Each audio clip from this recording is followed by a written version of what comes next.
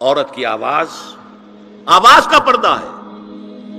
اب دیکھیے کس حد تک نماز میں اس وقت عورتیں بھی شریک ہوتی تھی، اگرچہ حضور نے فرمایا مردوں کی صف بہترین سب سے آگے والی ہے اور سب سے بری صف سب سے پیچھے ہے، کیونکہ اس کے پیچھے پھر عورتوں کی صف ہوتی تھی، اور عورتوں کے لیے سب سے اچھی صف سب سے پچھلی والی ہے اور سب سے بری سب سے آگے والی ہے. سب سے آگے والوں کے سامنے پھر مرد ہوتے تھے، ان کی پشت ہوتی تھی.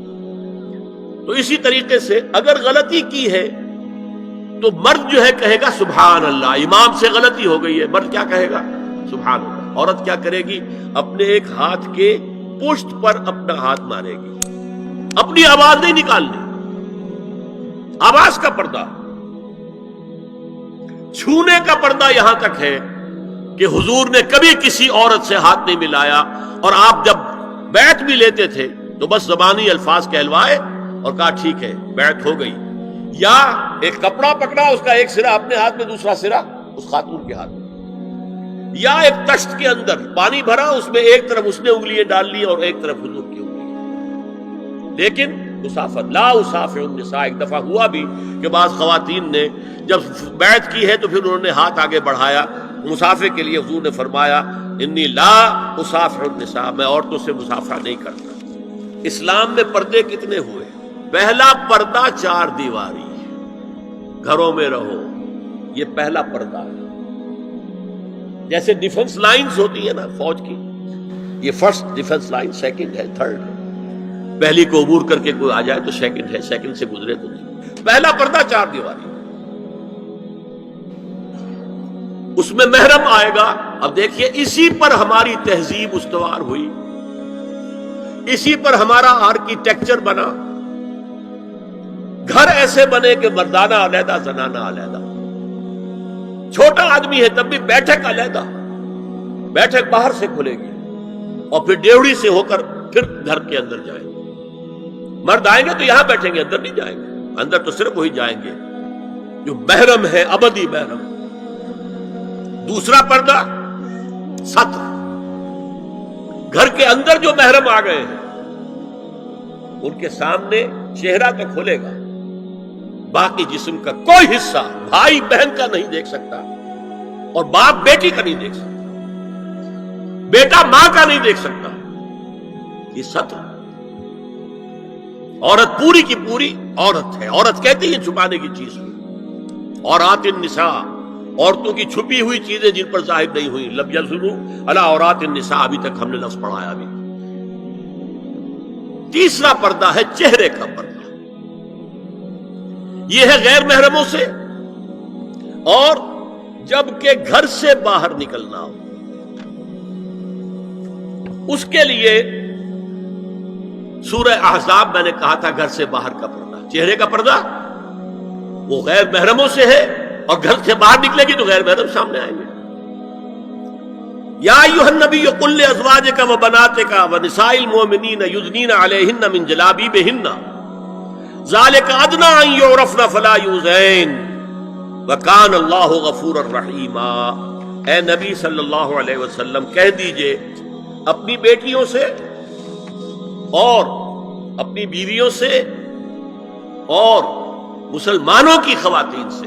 اب دیکھیے یہ سورہ احزاب ہی میں ہو رہا ہے. شروع میں یا نساء نبی سے بات چلی، استیزان بھی صرف نبی کے گھر میں داخل نہ ہو اذن کے بغیر. آگے چل کر سورہ احزاب ہی میں عام بھی کر دیا.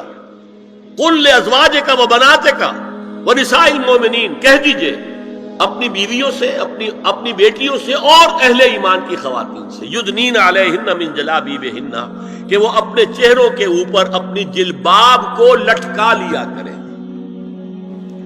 چہرہ چھپ جائے. اب اس کی تفسیر میں چاہتا ہوں کہ آپ کو جو مختلف مفسرین نے کی ہے وہ آپ کے سامنے میں رکھوں. حضرت عبداللہ ابن عباس نے اس آیت کی جو وضاحت فرمائی ہے اسے حافظ ابن کثیر نے اپنی تفسیر میں اس طرح نقل کیا ہے.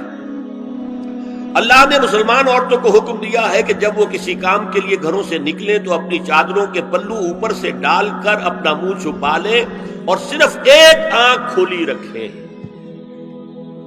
دونوں آنکھیں بھی غلط ہیں. ہمارے ہاں برقع کیوں بنا تھا؟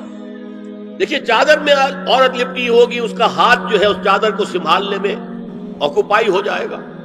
برقع ضرورت کی ایجاد ہے جو ہوا ہے، اور اس کے آگے آپ کو معلوم ہے پچھلے برقعوں میں جالیاں لگی ہوتی تھی کہ نگاہوں سے بھی براہ راست سامنا نہ ہو، اور یہ میں نے اپنی آنکھوں سے دیکھا۔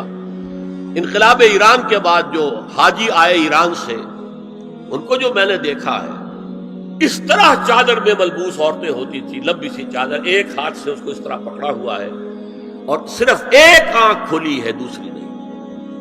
میں نے شروع میں کہا تھا ہمارے نزدیک اسلام دین ہے، صرف مذہب نہیں۔ اسلام قرآن اور سنت دونوں پر مبنی ہے، صرف قرآن پر نہیں۔ اسی میں ایک اضافہ کیجئے اس بات کا کہ حضور نے کئی حضرات سے یہ کہا، کہیں وہ رشتہ کر رہے تھے، کہ آپ نے ایک نظر دیکھ لیا ہے۔ اب اگر یہ ایک نظر دیکھنا اس کی اتنی اہمیت ہے تو اس کا کیا مطلب ہے؟ اگر تو صورتحال یہ ہوتی کہ ہر وقت چہرہ کھلا ہے، آ رہے جا رہے، تو ایک نظر دیکھنے کی کیا ضرورت ہے؟ وہ تو دیکھا دکھایا ہے۔ زمانہ آیا ہے بے حجابی کا، عام دیدار یار ہوگا۔ سکوت تھا پردہ دار جس کا، وہ راز اب آشکار ہوگا۔ تو ظاہر بات ہے وہاں پردہ ہو گیا تھا، تبھی تو تھا نا کہ ایک نظر دیکھ لو۔ آپ نے پوچھا ایک صحابی سے کہ رشتہ کہاں کیا؟ وہاں کیا ہے۔ تم نے ایک نظر دیکھ لیا ہے؟ اس خاندان کی آنکھوں میں کچھ نقص ہوتا ہے، دیکھ لو، بس ایک نظر دیکھنا ہے، اس کی اجازت۔ تو یہ اجازت ہونا اس کا خود ثبوت ہے کہ عام حالات میں عورت جو ہے وہ دکھائی نہیں دیتی تھی، بلکہ وہ پردے میں رہتی تھی۔ مسلمان جدید تعلیم یافتہ دانشوروں کی منافقت، وہ کہتے ہیں یہ پردہ وردہ سب مولویوں کی ایجاد ہے۔ کبھی کہہ دیتے ہیں یہ تو ہندوستان میں راجپوتوں کا پردہ ہوتا تھا، تو مسلمانوں نے یہاں یہ پردہ ایجاد کر لیا۔ میں نے دیکھا ہے عرب کی بدو خواتین کو مکے سے مدینے جاتے ہوئے نظر آتی ہے۔ ایک خاتون اونٹ کی پوری قطار لے کر جا رہی ہے، ہاتھ میں لاٹھی ہے، پورا مکمل پردہ، چہرہ چھپا ہوا، آنکھوں کے اوپر بھی کوئی انہوں نے وہ حجاب سا بنایا ہوتا ہے، خاص چھجا سا، اور ہاتھوں میں دستانے، پاؤں میں جرابیں۔ یہ کون سے راجپوتوں کا پردہ سعودی و عرب کی جو ہے ریگستانوں میں پہنچ گیا؟ بدو جب آتے ہیں اپنی عورتوں کو اسی حال میں لے کر آتے ہیں، اور ان کا یہ ہے کہ وہ احرام کا معاملہ بھی یہ ہے کہ یہاں چھجا بنا کر آگے چادر لٹکا لیتے ہیں، صرف چہرے سے مس نہ کریں بس۔ اور وہ پھر اپنی خواتین کو جب طواف کراتے ہیں تو ان کے گرد گھیرا ڈال لیتے ہیں، ہاتھ سے ہاتھ پکڑ کر، تاکہ کسی اور کے ساتھ ان کا نہ کندھا لگے اور نہ کوئی اور جسم کا حصہ بس۔ یہ پردہ وہاں کہاں سے آ گیا؟ سر سید کا واقعہ تو میں آپ کو بتا چکا ہوں۔ اب ذرا علامہ اقبال، میں منافقت اس لیے کہہ رہا ہوں کہ ایک طرف ہمارا جدید دانشور طبقہ، مولوی ملاٹے دیوبندی ہوں، فلاں ہوں، یہ ہوں وہ ہوں، یہ دقیانوسی ہے، اصل میں تو سر سید احمد خان، اور پھر علامہ اقبال۔ علامہ اقبال کا حال کیا ہے وہ سن لیجئے آپ۔ انگریز سرکار لارڈ ولنگٹن کے زمانے میں علامہ اقبال کو اپنا گورنر بنا کر جنوبی افریقہ بھیجنا چاہتے تھی۔ من جملہ دیگر شرائط کے ایک شرط یہ بھی تھی کہ تمام سرکاری تقریبات میں بیگم اقبال ان کے ہمراہ ہوں گی۔ علامہ اقبال نے یہ کہہ کر اس پیشکش کو ٹھکرا دیا، بے شک میں گناہگار مسلمان ہوں اور اعمال کے اعتبار سے مجھ سے بہت سی کوتاہیاں سرزد ہوتی ہیں، تاہم میں اتنا بے غیرت نہیں ہوں کہ محض ایک سرکاری عہدے کی خاطر اپنی بیوی کو بے پردہ کر دوں۔